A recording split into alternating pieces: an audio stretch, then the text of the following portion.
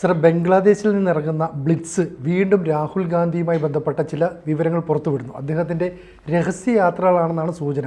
എന്താണ് അതിൻ്റെ കൂടുതൽ വിവരങ്ങൾ?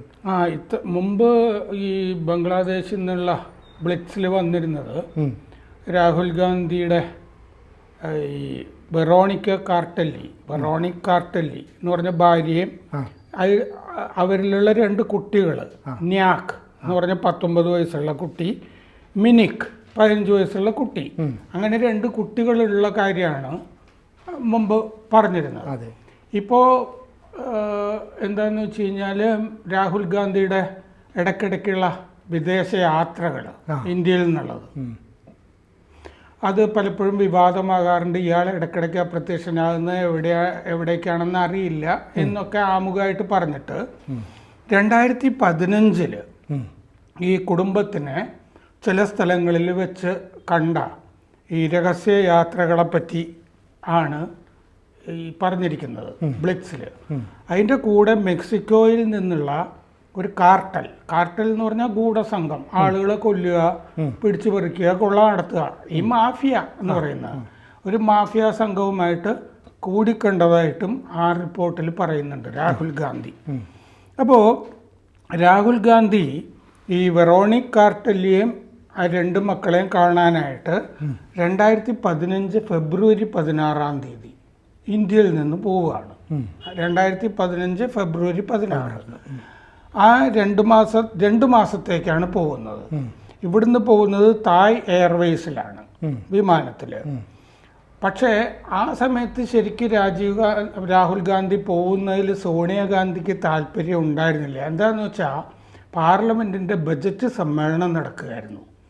അതുകൊണ്ട് അവർ ഡിസ്കറേജ് ചെയ്തു, പോകണ്ട, നീ ഭാവിയിൽ പ്രധാനമന്ത്രി ആകേണ്ട ആളല്ലേ, പോകുന്നത് ശരിയാവില്ല, ആളുകൾ അതൊക്കെ ശ്രദ്ധിക്കും എന്ന് ഇവര്. അപ്പോൾ സോണിയാഗാന്ധിയുടെ പേര് ഇതിൽ പറയുന്നത് ഹെഡ്വിഗെ അന്റോണിയ ആൽബിന മെയ്നോ എന്നാണ് സോണിയാഗാന്ധിയുടെ ശരിക്കുള്ള പേര്. അപ്പോൾ അവർ മറ്റേ ഡിസ്കറേജ് ചെയ്തു, നീ പോകണ്ട എന്നൊക്കെ രാഹുൽ ഗാന്ധി ഉപദേശിച്ചതായിട്ട് പറയുന്നുണ്ട്.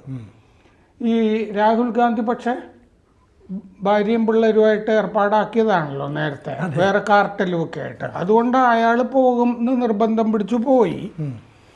കാരണം യാത്രയൊക്കെ നേരത്തെ തീരുമാനിച്ച് ഹോട്ടലൊക്കെ മുറിയൊക്കെ ബുക്ക് ചെയ്തതൊക്കെയാണ്. അപ്പോൾ അവിടെ തായ്ലൻഡിൽ സുഖുംവിറ്റ് എന്ന് പറഞ്ഞ മേഖലയിലെ ഒരു 5 നക്ഷത്ര ഹോട്ടലിൽ, മുന്തിയ ഹോട്ടലിലാണ് താമസിച്ചത്. വേറൊരു ഹോട്ടലിൽ ഡിന്നറിന് പോയി, അത്താഴം.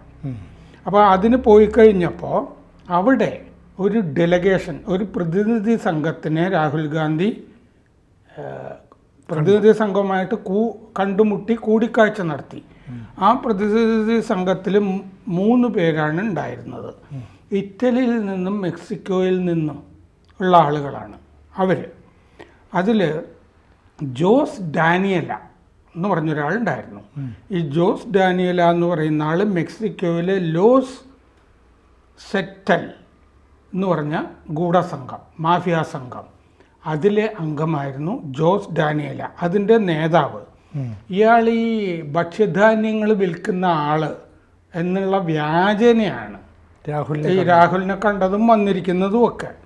പക്ഷെ അയാൾ ഈ ഒരു മെക്സിക്കൻ ക്രിമിനൽ സിൻഡിക്കേറ്റ്, ഒരു ക്രിമിനൽ സംഘത്തിൻ്റെ നടത്തിപ്പുകാരനാണ് ഈ ജോസ് ഡാനിയല എന്ന് പറയുന്ന ആൾ. ആളുകളുടെ കഴുത്ത് വെട്ടുക, കൊല ചെയ്യുക, പിടിച്ചു പറിയുക, ആളുകളെ റാഞ്ചി കൊണ്ടുപോയിട്ട് പണം ചോദിക്കുക, അങ്ങനെ റാൻസം ചോദിക്കുക, എന്നിട്ട് വിടുക എന്നൊക്കെയുള്ള പരിപാടിയുള്ള ഒരു കാർട്ടലാണ് മെക്സിക്കൻ കാർട്ടൽ. അതിൽ ഈ ജോസ് ഡാനിയലെയും ഈ രാഹുൽ ഗാന്ധി കാണുന്നുണ്ട് എന്നാണ് ഈ ബംഗ്ലാദേശ് റിപ്പോർട്ടിൽ പറയുന്നത്. അപ്പോൾ ഈ ലോസ് സെറ്റാസ് എന്ന് പറഞ്ഞ ഈ മെക്സിക്കൻ ഗൂഢസംഘം ഉണ്ടല്ലോ, മാഫിയ സംഘം, ഇത് 1990കളിൽ ന്യൂവോ ലൊറേദോ എന്ന് പറഞ്ഞ മെക്സിക്കോയിലെ സ്ഥലത്താണ് രൂപീകരിക്കുന്നത്. എന്നിട്ട് ഈ ലോസ് സെറ്റാസ് രൂപീകരിക്കുന്നത് എങ്ങനെയാണെന്ന് വെച്ചാൽ മെക്സിക്കൻ സൈന്യത്തിൽ നിന്ന് കുറേ ആളുകൾ സേന വിട്ടിട്ട് കൂടുതൽ പൈസ കിട്ടുന്നുള്ളത് കൊണ്ട് ഗൾഫ് കാർട്ടൽ എന്ന് പറഞ്ഞ മാഫിയ സംഘത്തിൻ്റെ ഈ സുരക്ഷാ സേന ആയിട്ട് ചേരുമ്പോഴാണ് ഈ ലോസ് സെറ്റാസും ഉണ്ടാകുന്നത് എന്ന് റിപ്പോർട്ടിൽ പറയുന്നു.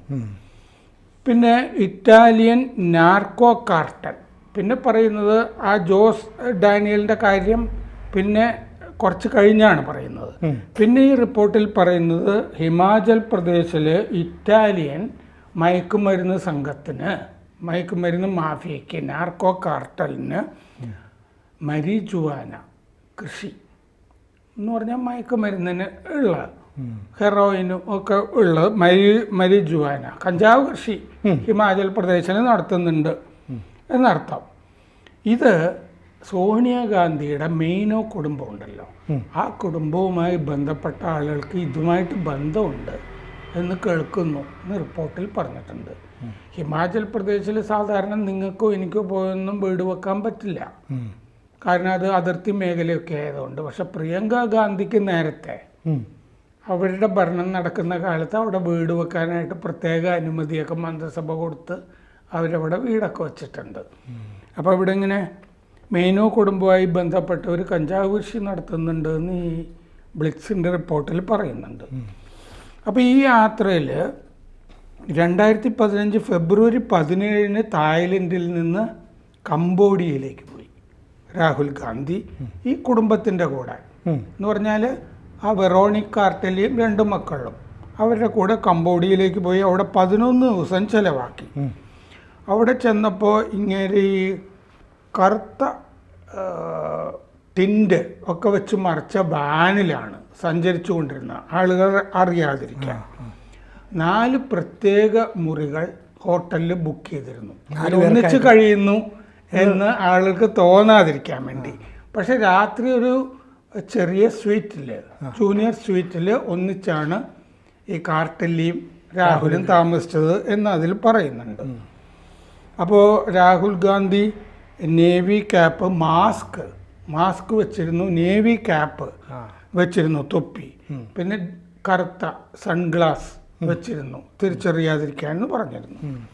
ഫെബ്രുവരി 28 ഈ ഭാര്യയും രാഹുലിൻ്റെ ഭാര്യയും കുട്ടികളും മ്യാൻമാറിലേക്ക് പോയി. രാഹുൽ ഗാന്ധി മ്യാൻമാറിലേക്ക് തന്നെ പോയി. പക്ഷെ മാർച്ച് 1 ഒരു ദിവസം കഴിഞ്ഞിട്ട്, എന്ന് പറഞ്ഞാൽ ഒരേ ദിവസമല്ല യാത്ര എന്ന്, അതൊക്കെ സൂത്രപ്പണിയാണല്ലോ.